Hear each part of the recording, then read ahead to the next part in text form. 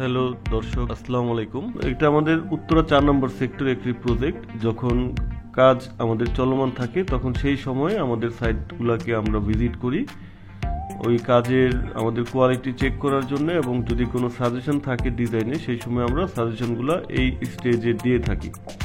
তো আমি প্রত্যেকটা সাইটেই আসলে এইভাবে যাওয়ার চেষ্টা করি, ভিজিট করি, যাতে আমাদের অনেক সময় ড্রয়িংয়ে বা ডিজাইনে কিছু সলিউশন থাকে যেগুলো দেওয়া সম্ভব হয় না, ওই জিনিসগুলো আমরা প্র্যাকটিক্যালি দিই। তো আপনারা দেখছেন এখানে আমাদের রঙের কাজ চলছে। তো রঙের কাজ চলা অবস্থায় আসলে যে কোনো সিদ্ধান্ত পরিবর্তন করতে পারলে খুব ভালো, তাহলে আমাদের এইগুলা চেঞ্জ করলেও কোনো ইফেক্ট হয় না। তো এটা আমাদের একটা 3D প্যানেল ওয়াল, এটাকে আমরা ডোকু পেইন্ট করবো।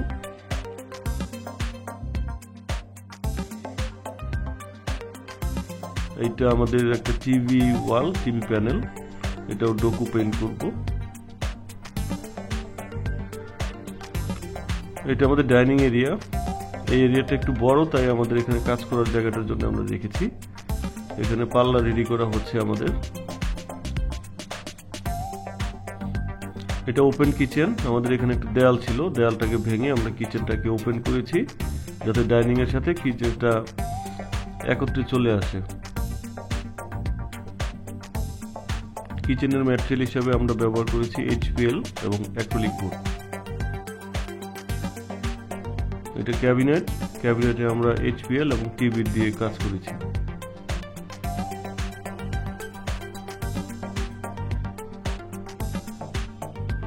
এখানে আমাদের কাজের মধ্যে ইলেকট্রিক্যাল একটা খুব গুরুত্বপূর্ণ বিষয়। প্রত্যেকটা আমাদের ফার্নিচার লেআউটের সাথে মিলিয়ে আমরা ইলেকট্রিক পয়েন্টকে অ্যাডজাস্ট করে থাকি। এইটার ইন্টেরিয়রে আমরা কমপ্লিট করার পরে কিছু কাজ বাকি আছে, বাট আফটার কমপ্লিট আমরা এই শ্যুটটা নিয়েছি। তো এখানে আমাদের হোয়াইট স্কিমের মধ্যে কাজটা করার চেষ্টা করা হয়েছে। সেখানে প্রত্যেকটা জিনিসকে আমরা বেশ সিম্পল রাখার চেষ্টা করেছি।